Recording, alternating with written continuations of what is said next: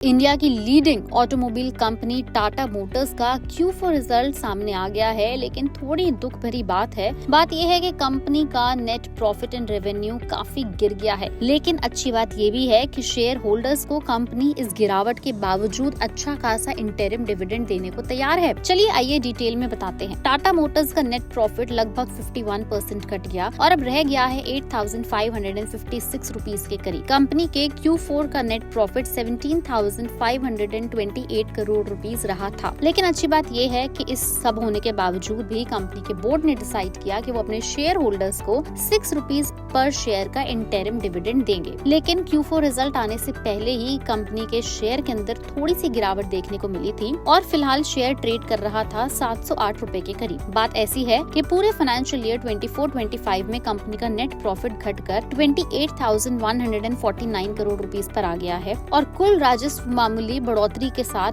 4,39,695 crore rupees पर रहा। अब बात करते हैं जैगुआर लैंड रोवर की। क्वार्टर के रेवेन्यू 7.7 बिलियन पाउंड्स रहा, जो कि उसके पिछले साल के तुलना में 1.7% कम है। वहीं पूरे साल के रेवेन्यू की अगर बात करें तो वो लगभग रहा 29 बिलियन पाउंड्स, जो कि पिछले साल के कंपैरिजन में काफी स्टेबल रहा। Q4 फाइनेंशियल ईयर 25 में PBT 875 मिलियन पाउंड था, जो कि Q4 उससे पिछले साल FY24 में लगभग 661 मिलियन पाउंड से ज्यादा था। इस साल रेंज रोवर की बिक्री सालाना आधार पे 20% बढ़ी है। अगर एनुअल बेसिस पर देखें तो कंपनी के प्रॉफिट पर एक बहुत बड़ा झटका लगा है, जहां कंपनी का कंसोलिडेटेड प्रॉफिट सिर्फ अब 8,470 करोड़ रुपीस रह गया और इसका पहले एस्टिमेट लगाया गया था कंपनी ने ही कि कम से कम 8,583 करोड़ रुपीस रह सकता है। अगर हम बात करें पैसेंजर व्हीकल्स की, तो पैसेंजर व्हीकल्स की बिक्री में 13.1% की गिरावट आई है। कमर्शियल व्हीकल्स की बिक्री में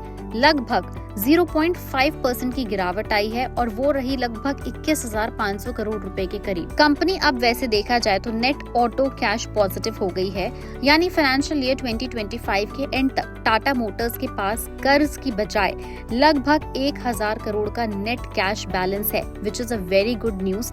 और उम्मीद है कि इस खबर के बाहर आते ही उम्मीद कर सकते हैं कि अगले दिन यानी कि 14 मई 2025 को टाटा मोटर्स के शेयर के अंदर एक पॉजिटिव सेंटीमेंट देखने को मिले। लेकिन अगर आप भी इस कंपनी के एक शेयर होल्डर हैं तो आप अगले दिन शेयर के ऊपर एक कड़ी नजर जरूर बनाए रखें। और हाँ, हम इस वीडियो में इस शेयर को या इस कंपनी को प्रमोट नहीं कर रहे, हम आपको सिर्फ Q4 रिजल्ट्स की जनरल इन्फॉर्मेशन दे रहे हैं।